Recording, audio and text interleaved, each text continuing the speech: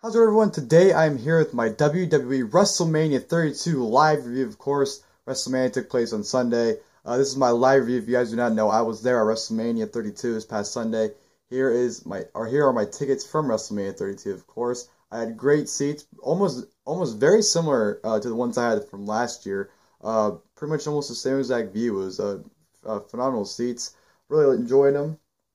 The reason why this video is coming 2 days late is because after WrestleMania, one, it was late and I was tired. It was a very long show. I think it was like 6 hours, 6.5 hour show. So I was very tired from that. So I didn't want to do it Sunday night. Monday, I was very busy. It was my last day in Dallas. So I, explored around Dallas and whatnot. Looked at a few things. Went to a few places I want to check out. And of course, we had Monday Night Raw as well that night. So Monday, I was just very busy. I couldn't find the time to do it. And since now I'm home, I decided, you know what, might as well do it today. Tuesday, since I got home that day, so that's why I'm doing it now instead of, either yesterday or Sunday. Sorry, my ears are popping. I just took a shower, so excuse me. But yeah, WrestleMania 32 overall, the show itself, I thought was alright. It wasn't anything that great. It wasn't a great WrestleMania in my opinion, nor was it one of the worst WrestleManias of all time. Just, there's a lot of questionable decisions in terms of, a lot of the endings and a lot of, the winners and how things went down. I think it left a bad taste in a lot of people's mouths, including myself.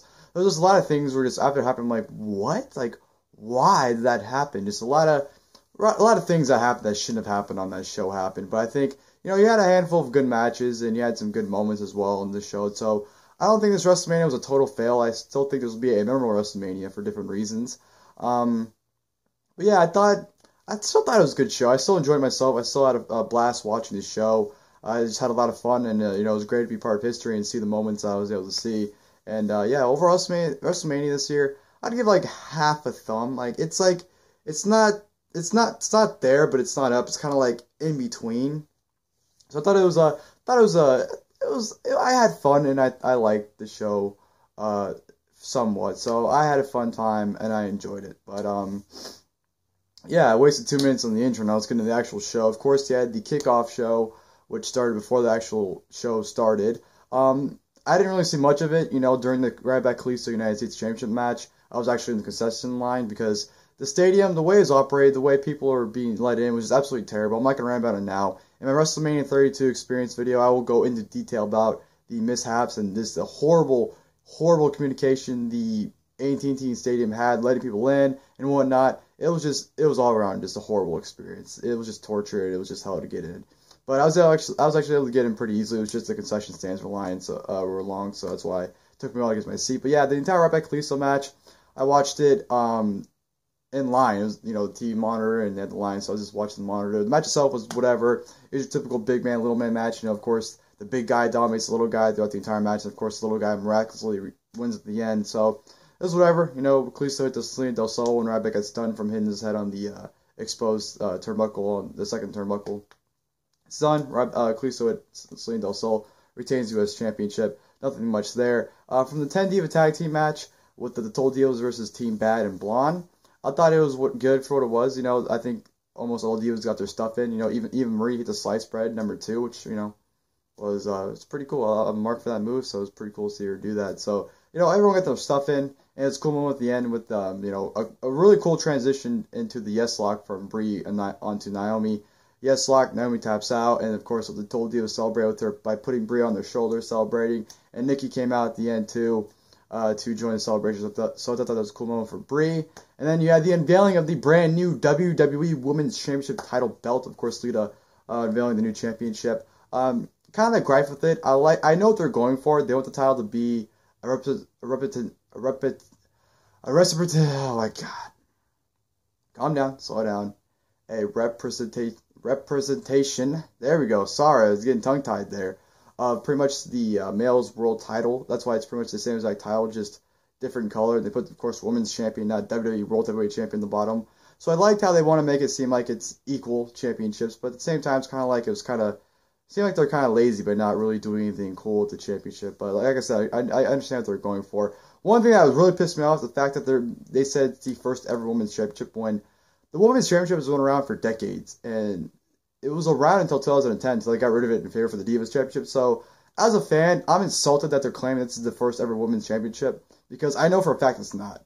I don't know why they put the lineage of the original women's title with the Divas title for. It makes no sense. I don't know why you just don't go off of the original women's title and continue the lineage with this one. Makes no sense, and I was just offended as a fan because they insulted my intelligence by saying this is the first ever women's championship. But yeah, I like the title. I think it looks good, so it's a good representation of the Divas division. I know they're called Superstars now, but I mean, Total Divas. We're gonna call them Total Superstars now. So yeah, whatever. Good to look at championship. From there, we had the Usos versus the Dudley Boyz.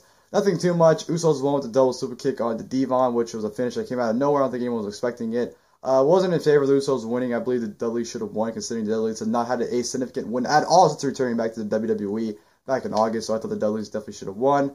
But of course, Dudley tried to take the tables out at the end, but Usos turned around on them, put them on the tables, ended up doing the splash to the tables of the Dudleys, and that's their kickoff show. Nothing significant happened on there. Nothing, you had average TV matches, so nothing really to check out there. Then we go to the main show, which opened up with the ladder match for the Intercontinental Championship. Kevin Owens versus Sami Zayn versus The Miz versus Dolph Ziggler versus Cara versus Zack Ryder versus Stardust.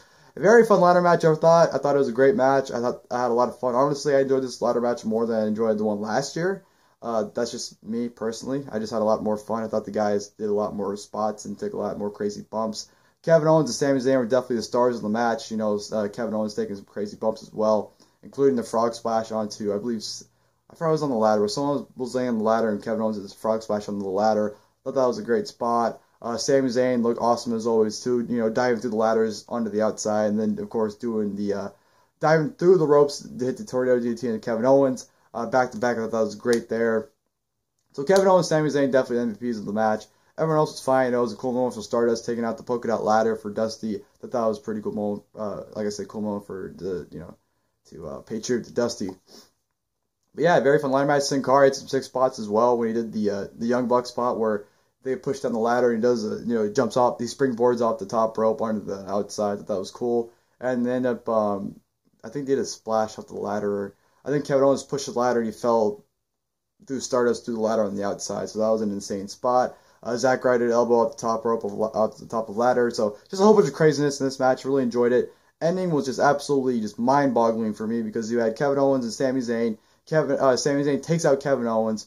Powerbomb. He did something to Kevin Owens onto a ladder, so Kevin Owens is out. Sami Zayn is climbing the ladder, and out of nowhere, the Miz knocks Sami Zayn down. Everyone's booing. I'm booing.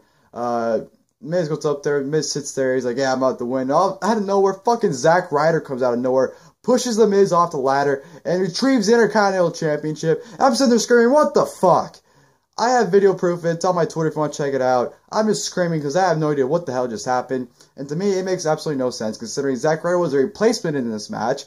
They did not... I mean, if they would have built Zack Ryder up to this match and built him as the underdog, the dark horse pick, then I would have been okay with it. But the fact that there was no hype, there was nothing surrounding him winning, he wins out of nowhere, just severely pissed me off. And people want to say that he deserved that. It's his moment. Good for him. But to me, it intensely pissed me off, especially considering... he lost the title the next night on Raw to The Miz, so I don't know why they just not Miz win the championship instead of him. I don't know what the deal was with Zack Ryder winning the Intercontinental Championship, but it doesn't matter anymore because he's not the champion anymore. It's The Miz, so what the thought process was behind that is beyond me. But, yeah, great match, though. I had a lot of fun with that. Then we go to AJ Styles versus Chris Jericho. Great match here. I had a lot of fun with it. I thought both men worked greatly. I thought they put on one hell of a match. Great back and forth action. I like the mirroring of the moves they're doing. Like Chris Jericho went for the springboard drop kick, but Styles ducked and he jumped over the ropes and did a springboard drop kick of his own to Jericho. I thought the mirroring right there was really, really cool. Just great back and forth action. You had a lot of near falls. You didn't know what the finish was because Jericho would be in the calf crusher, Jericho would get out of it, then Jericho would put him in the walls, and he'd get out of it. And AJ Styles would hit the front of a forearm. Jericho kicks out. Jericho hits a Dakota breaker. Styles kicks out. Styles hits the Styles clash. Jericho kicks out, so there's a lot of intense drama in this match. I thought it was a great back-and-forth action. Probably the best wrestling match in the show, in my opinion. And then at the end, great ending, too, with AJ going for the front of a forearm. Does a springboard. Jericho catches him in midair for the code breaker. 1, 2, 3. Chris Jericho defeats AJ Styles. It was a great match. Better than their Fastlane match, in my opinion. Jericho winning, I can see why, but I do not agree with that reasoning. Still, I know if AJ would have won, it would have been 3-1 in terms of their matches. So I know they wanted to tie it up 2-2, so that's why Jericho won. But still, I think it was more important for AJ to win this match more than anything. Jericho gains nothing, where AJ would have added credibility to himself by winning this match, especially considering we're at the next night on Raw, because AJ Styles is now the new number one contender for the WWE World Championship. So, I think it would have added more credibility to that number one contendership if he would have won this match. But, you know what? I'm not going to complain about it. I'm not going to let it ruin it. It happened. Nothing you can do to change it. So, Jericho wins. Great match. Really enjoyed it. Hold on.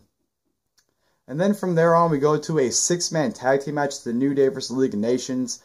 First and foremost, I don't know why they advertised it as a 4-on-3 handicap match for weeks, and then when the match actually happened, it's only a 6-man tag. Makes no sense. I don't think they even knew what the hell it was going to be, so it was kind of random that it was a 6-man tag at the last minute. But New Day coming out, great entrance with the Bootios coming out, I thought that was great. The match itself was fine. It was good. I liked it. Nothing real memorable happened. Barry got involved, bolt hammered Xavier Woods, followed by a bro kick from Sheamus. So the League of Nations defeats the New Day, and which was the third consecutive match in a row where the ending to me was just like, what? Are you kidding me? So the League of Nations win. I thought that was kind of dumb, but whatever. What are you going to do? I thought the New Day definitely needed that. Well, didn't need it, but I definitely think they should have won that match. But what can you do? After the match, of course, League of Nations gets on the mic and say that no 3-man can beat them, even though it makes no sense considering that they are a 4-man group, or were at least, because on Monday in Raw, Bear got kicked out. But they were a 4-man group, and they're saying there's no 3-man that could beat them. So to me, that was really, really stupid. But then all of a sudden, you have Shawn Michaels in ring gear, might I add, in ring gear coming out. Mick Foley as well. And of course, this is 316. Stone Cold Steve Austin comes out as a third man. They all come out. They hit their finishers on everyone. Shawn Michaels throws out a super kick. You have Mick Foley throwing out on Mr. Sacco. And you have Austin throwing out stunners, I believe, to King Barrett and Rusev. He stunnered. So I believe he stunnered those two. Great aftermath moment. A great, everyone was riled up and excited. I thought that was great. Just definitely made up for that match that no one, I think, cared about. And then, of course, the New Day tried to get jiggy with it with Stone Cold, Shawn Michaels, and Mick Foley. Stone Cold's getting into it. He's getting into it. Also, boom! Bam! Stunner Xavier Woods out of nowhere. Throws the middle fingers up. So, just lackluster match that, it was good, but just no one cared about. But definitely a great aftermath of that match. So, really enjoyed that there. From there, we go to the no-holds-barred street fight. Brock Lesnar versus Dean Ambrose. This match here was very disappointing to me. I thought the match was still very good. But first and foremost, it was way too short, and they didn't even utilize this street fight stipulation that well. All this match was Brock Lesnar suplexing Ambrose. Ambrose got toys involved. You got the kendo stick, he got chairs. I believe he got the chainsaw, but he just put it back down. He used a fire extinguisher, and he got out the barbed wire bat, which led to the finish. But besides that, they really didn't utilize the street fight stipulation all that much. Ambrose got a little offense in, but besides, like I said, Lesnar was just throwing Ambrose around with suplexes. Ambrose tried to get the upper hand. He had the barbed wire bat, swung at Lesnar. Lesnar ducked, suplex, then he gave him an F5 onto a stack of chairs, which led to the finish and Lesnar winning. Like I said, I thought it was very good still for what it was, but I feel that the match was too short and they didn't utilize stipulation to what they could have. This match definitely should have went on another 10 minutes. I don't know why it was cut so short, but yeah, disappointing considering the standards I had for it. So it was just that sucked. But what are you gonna do? From there on, we go to the triple threat match for the WWE Women's Championship: Charlotte versus Sasha Banks versus Becky Lynch. Charlotte and Sasha coming out with the great entrances. I really enjoyed them, especially Sasha's. I think that was cool with her and Snoop Dogg. The match itself was great. Really enjoyed it. Had a lot of fun. I think all three girls put on an amazing performance. The spots they were doing, Sasha Banks. Loved the tribute to Eddie Guerrero she was wearing with the tights and whatnot. And also the frog splash she did in the match onto, I believe, both of them. Because I think Charlotte had Becky in a figure four, and Sasha hit the frog splash from out of nowhere. So I thought that was a great tribute to Eddie there. Sasha took some great bumps in this match, as like she always does, because she's crazy and takes the most insane bumps. Charlotte, of course, with the spot, the match, of course, with the moonsault off the top rope, onto the outside, onto Becky and Sasha. I thought that was great. That was a great spot there, and it was executed perfectly, in my opinion, and it was awesome. The entire match was great. Sasha and Charlotte, by far, were just phenomenal. Becky, honestly, no disrespect to her, but she was just there. She didn't really do much, in my opinion, and she really shouldn't have been in that match, honestly. I even said before that it should have been one-on-one with Sasha and Charlotte, but I guess they just want to stick Becky in there for something for her to do, but yeah, she was kind of just there. But yeah, great performances from all three of them. Ending kind of, again, left a sour taste in my mouth with Charlotte putting the figure 8 on the Becky Lynch, and as she's doing that, Sasha Banks was still on the outside. She's trying to get back in the ring, but Ric Flair is holding her down, so she can't get in, and of course Becky Lynch taps out. So Charlotte retains becomes a women's champion. To me, just like I said, just left a sour taste in everyone's mouth, I believe. Sasha Banks, in my opinion, totally should have won that match. But what can you do? You can't really do nothing about it. So Charlotte becomes women's champion. Good for her, I guess. Just like I said, but a great match. Really enjoyed that. I don't remember when it was, but they did the Hall of Fame induction, or the Hall of Fame inductees on the stage. It was cool to see them all out there. So I don't exactly recall when that happened, but that was a cool moment with all them standing out there and stage as they do every year. So that was cool. From there, go to the Hell in a Cell match. The Undertaker versus Shane McMahon. Great entrances from both guys, might I add. Especially Shane, I thought that was really cool with him. The kids coming out and doing the dance and whatnot. I thought that was a great moment for Shane and his kids. As far as the match goes, I thought it was good. It was very long. I think the match was like a half an hour long. So it was pretty slow. And, granted for Shane not having a match in, 7 years, it was good. They did some good spots like, Undertaker choked Sami Shane on the steps. Shane hitting the coast to coast on the Undertaker, which I marked out for big time. Shane cutting the cell door, one of the cell walls, and Undertaker picking it up and, kind of just tackling him through it, which led to them coming out of the cell. Shane beating the hell out of Taker, and Taker just dumping himself through a table with Shane on his back. So I definitely think the spots they did in this match were great. But like I said, I think the main thing was, honestly, they just went on too long. Because there's a lot of pauses and a lot of the match needed patience. And when you're sitting there expecting, especially, I had a lot of expectations for this match. And honestly, none of them were met in terms of, I just expected a lot of craziness. I expected Vince to come out, maybe Stone Cold. I expected mayhem in this match. And honestly, I didn't really get what I wanted. I guess it's kind of my fault for having expectations so damn high, but at the same time, it's kind of like, man, it really wasn't what I was hoping it was going to be. But it was still good. I'm not crappy on the match. I think both men, like I said, killed each other. Like I said, the spot with Taker just throwing himself through the announce table with Shane on his back, and Shane hitting him with the monitors. And of course, the spot everyone's talking about with Shane McMahon jumping off the cell, putting himself through the table, because of course the Undertaker moved out of the way before he hit the table. So Shane McMahon going through the table, Shane getting up, and Taker's pretty much like, you're done, dude. And Shane's like, bring it, bro. And then Taker pretty much just throws him back in the ring, hits a tombstone pile driver, 1, 2, 3. The Undertaker defeats Shane McMahon. And what was one hell of a fight, honestly, looking back at it. Like I said, even though I thought it was slow and it was too long, it was one hell of a fight, and they both kill each other, and props to both guys, especially Shane McMahon for doing that spot, jumping off the cell. That was incredible. So, yeah, good stuff, and I thought it was a great aftermath of Shane McMahon being carried out and him putting the thumbs up as he's getting carried out. That was a great little thing to add there, too. So, yeah, great little moment. Great matches, great. Great moment with him jumping off the cell, and just one hell of a fight between the two of them. So I give props to both guys. From there on, I believe we had the Honor the Giant Memorial Battle Royal. Why Shaq was in there, I don't know. Him and Big Show had an interaction, of course, but they just got thrown out. DDP was cool to see in there. The Tonka was the most random name I've seen in quite some time being a WWE match. And, of course, Baron Corbin, the winner of it, by throwing Kane out at the end to win it. Definitely unexpected. I didn't know. Baron Corbin was just out of the blue, him winning and becoming the winner of the Honor the Giant Memorial Battle Royal. Even though I do believe that Battle Royal should elevate guys. It should be used to take guys and elevate them. They didn't do that with Cesaro, unfortunately.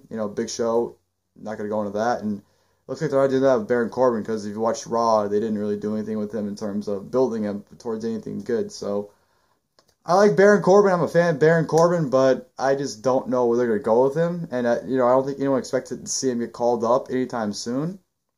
But it was definitely a great shock to see Baron Corbin win it. And I don't think anyone else should have won it anyways, because if you look at the guys that were in the ring, who would you have had won and had the crowd be happy with? So I think Baron Corbin was the best option once he was in the match. So, yeah, congratulations to Baron Corbin. Big banter. Congratulations on winning that. From there on, we had The Rock coming out. Of course, the Dallas Cowboys cheerleaders coming out doing the whole gimmick thing. Then The Rock came out after, putting his name on fire on the stage, which was pretty cool. Rock coming out, cutting the promo, welcoming everyone to WrestleMania, announcing the attendance of 101,000 and whatever the rest of the official number was. So the attendance record has been broken for a WWE event, so that's awesome to be a part of. Great stuff with The Rock. Of course, the Wyatts came out. The Wyatts pretty much, talking trash to The Rock. The Rock puts him over, but immediately puts him back down right away by just saying, how making fun of their looks and whatnot, and pretty much how their careers have been. And then The Rock goes, we're not going to have a WrestleMania fight. We're going to have a WrestleMania match, and rips off his freaking track pants. He's in ring gear. I'm marking out. I did not expect this. I thought, I'm pretty sure everyone thought going in the WrestleMania months and months and months ago that especially when The Rock announced he's going to be there, I thought it was no-brainer. Everyone thought, Rock has to wrestle, or else why would they announce him that early? But when it didn't happen, it was kind of a shame. So it's kind of cool we did get him in a match somehow. He's in the ring. He's ready to go, and he's facing Erick Rowan. So the Rock versus Erick Rowan was a thing, people. And Rock defeats Erick Rowan in 6 seconds. Bell rings. Rock picks him up. Rock bottom. 1, 2, 3. The Rock defeats Erick Rowan in a matter of seconds. So I believe he broke the record for the shortest match as well. So I believe that was the whole reason behind it. The Wyatt family surrounds the ring, ready to attack The Rock, and all of a sudden, big match. John makes his return. John Cena comes back. John Cena gets in the ring. John Cena's all fired up. I'm all fired up to see big match John back. Him and Rock take out the Wyatts. And then, of course, they have a moment in the ring where they hug each other. They go up the ramp and hold each other's arms up. Pretty similar to the ending of WrestleMania 29. So the whole Rock Wyatt Cena segment was absolutely great, in my opinion. I really enjoyed it. I thought it was a lot of fun. I had a lot of fun watching it. It was just a lot of definitely re-energized the crowd too. So that was great. And then we go to the main event, which was the WWE World Heavyweight Championship match: Triple H versus Roman Reigns. This match sucked. I'll just say it now. It went on way too long. It was so incredibly boring. Triple H's entrance, I had mixed feelings on. Stephanie doing the whole thing, and just it was a weird entrance. I was just confused, and it's just kind of like, this is just weird as it's happening. Reigns had a pretty decent entrance. Like I said, the match itself, though, was just so incredibly boring. Just, oh, man, it was rest holds, and, Triple H was trying to bust out new things. He was doing some MMA stuff, it looked like. He was doing arm bars and stuff. He was just doing some mad stuff, and, just, this match sucked. Like, if anyone that believes Cena and Miz sucked from 27, that match is a Shawn Michaels and Undertaker compared to this match. I did not like this match at all. I wasn't a fan of it. Went on way too long. I was just, honestly, at the point in this match, I just wanted to go home because I was just tired, and I did not care for this match. But the ending, though, did get me, because I thought Triple H was going to win, when the big spot where Roman speared Steph, and Steph was taken out, and Steph was outside. She gave Triple H a sledgehammer. Reigns went for the spear. Triple H, everyone thought Triple H was going to nail him with the sledgehammer. He went for the spear. Reigns ducks. Triple H turns around. Here was a spear. 1, 2, 3. Roman Reigns, the brand new WWE World Heavyweight Champion. Cool. No one cares. Just everyone was booing Reigns. No one gave a shit that Reigns won, and no one gave a shit about the match, because the match, like I said, was just bad. It was boring, and I don't even want to talk about it because it was just. I'd probably say it was the worst match of the entire card. Even the kickoff, I think it was worse than any match on there. So that just, pretty much says my feelings on it. So I wasn't a fan of the main event at all. Just thought it was incredibly boring. But yeah, that's for WrestleMania 32 live review. Live. Like I said, I had fun for the most part. The opening 2 matches, the ladder match in Jericho and AJ Styles, I had a lot of fun with that. Austin, Shawn Michaels, and Mick Foley coming out was great. The Rock, Wyatt's, John Cena segment was great.